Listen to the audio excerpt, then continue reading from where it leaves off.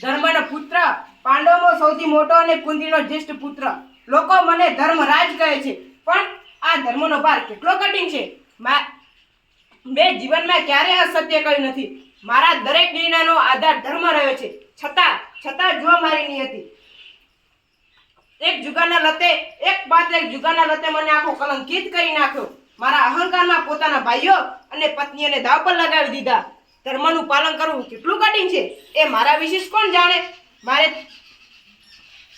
યુદ્ધના મેદાનમાં પોતાના ભાઈઓ અને સામે ગુરુજનો ઊભા છે. સત્યની રક્ષા કરવા માટે મારા પોતાના સગા સંબંધીઓનો વધ કરવો પડશે. મારું હૃદય ચીરાઈ જાય છે. આ યુદ્ધમાં જીતવું એટલે શું? જો મારે સિંહાસન લોહીના ખરેડાના હાથોથી સ્વીકારવું પડે તો જીતીને શું અર્થ? મારે તો ન્યાય અને શાંતિ જોઈતો હતો, પણ મને તો લોહીહાળો સંઘર્ષ મળ્યો.